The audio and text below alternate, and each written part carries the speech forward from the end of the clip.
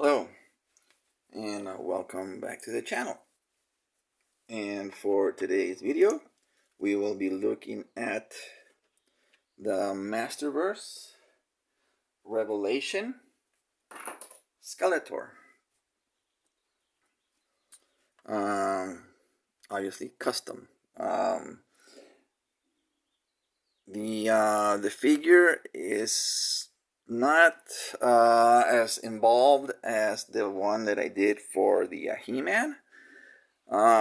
In that I didn't need to repaint a lot of stuff except for the head, the staff, the Havoc staff, and just add some detail to the body. And yeah, so let's get to it. So obviously the first thing that was done to this guy is a new head. The original head that came with this body is, let me see if I can, where did I put it? It's over here.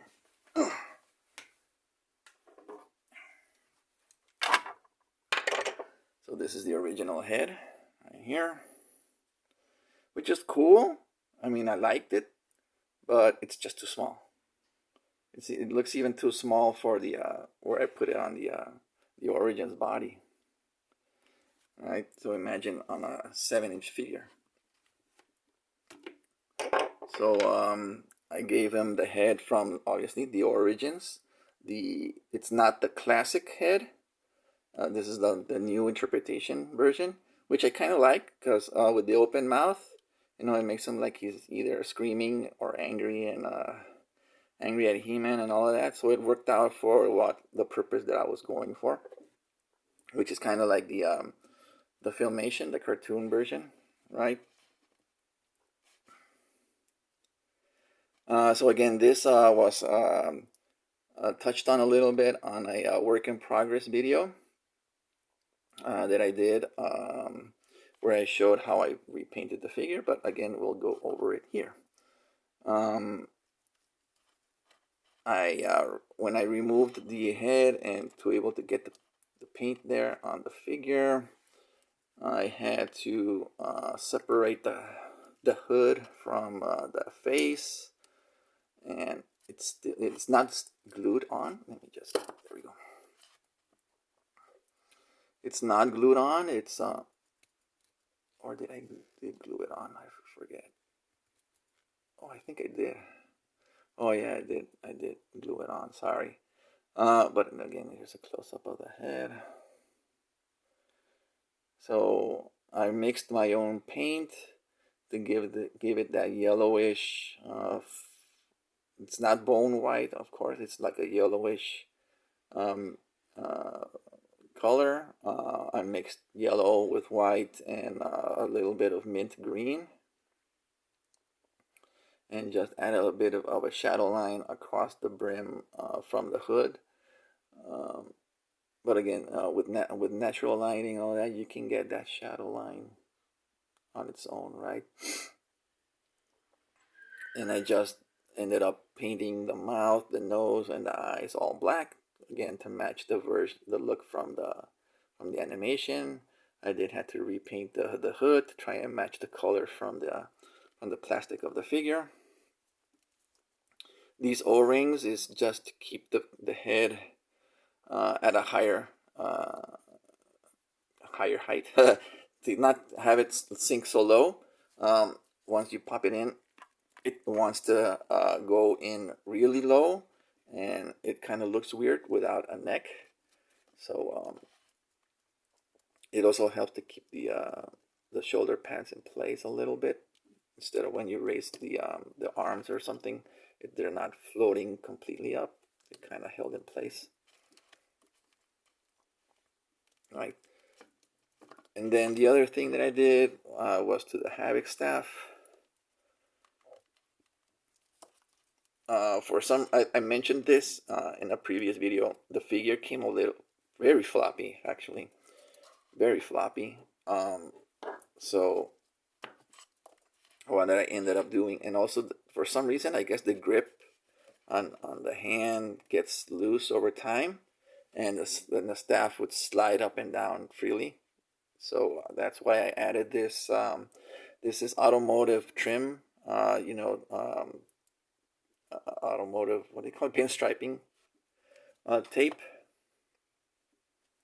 that I just wrapped around the staff, and added a matte clear coat on over it to keep it in place. There's a little, piece of plastic that's sticking out from where he holds it, right? So, and then I added the shading technique that I used for the rest of the figure, which is using what eyeshadow, not makeup, eyeshadow. I borrowed some from my sister, and I found a color that was pretty good match, and then I applied it with a Q-tip, right, in different spots, and where I went a little too heavy, I just used some alcohol to rub off the excess. And I think it, and then of course applied the clear, the matte clear over it. And I think it came out pretty cool.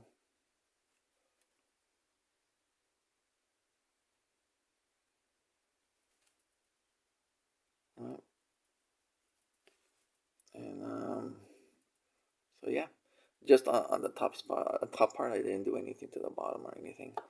And then on the figure itself, let me get comfortable here.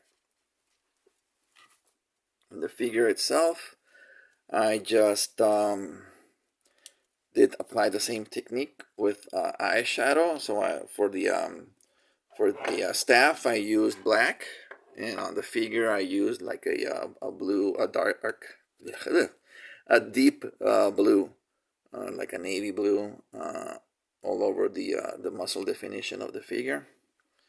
Let me, no, because I would need that. Then I won't have to remove the whole thing, but I guess to show you guys in detail, you can see.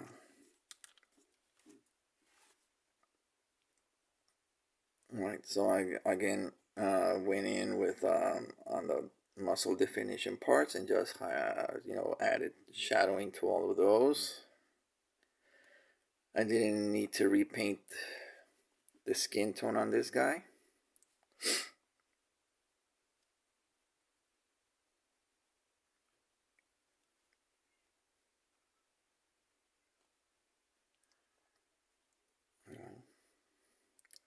Now you're gonna see some imperfection here. Let me see if I can get the camera. There it is. You can see there's like it's like a water, like when you let water dry, like a water spot. That's because of the clear that I first used on this. I was trying a different brand of clear to get that.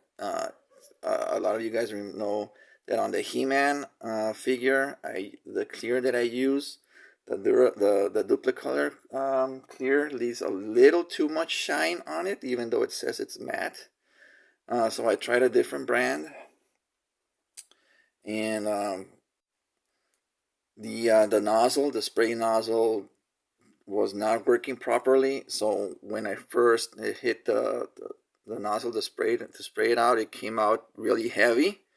So it ended up kind of ruining the job here, and it made it run a little bit. So that's why it looks like wet spots.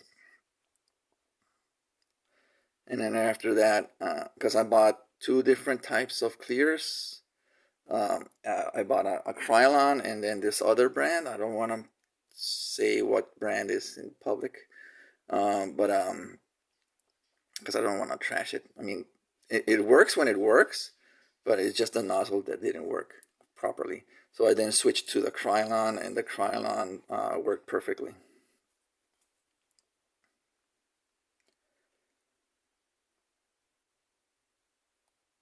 But I'll just say that the brand that did not work is from a local brand here in Mexico. So yeah, pretty much just added a lot of the shading to the muscle definition on the feet, in between the toes.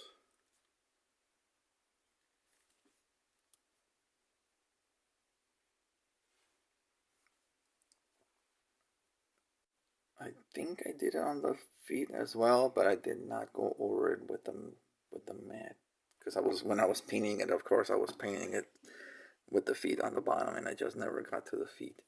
I did nothing to the skirt and nothing underneath the skirt, just the body in general. All right.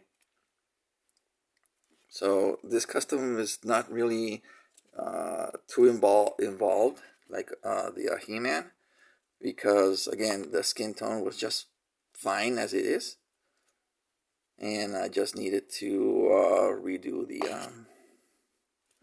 only thing that needed things done was the head, since the head was from a different figure. And the purple that I used for the hood kind of matches the purple used here for the flares here on his shoulder pads. All right. I didn't add any shading to the face.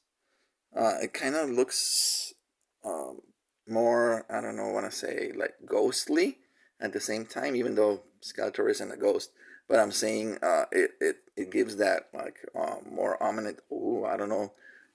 It makes the face more pop, I guess, from the contrast with the shading of the body, and then just letting the natural light cause the shadows on the contours of the face. So yeah, that's pretty much it for this guy. So again, pretty simple custom, nothing much too involved, and yeah, I do recommend. Originally I was like on the He-Man that I used dry pastels. I thought the eyeshadow worked perfect, even better than I thought it would. And I'll probably, I'm gonna be shopping in the makeup piles soon to get a small case of like whatever colors I may need for future projects, because it came out really well. So I do recommend it. So yeah, thank you for watching. Like, comment, subscribe, and all of that. And yeah, I'll check you guys out in the next one.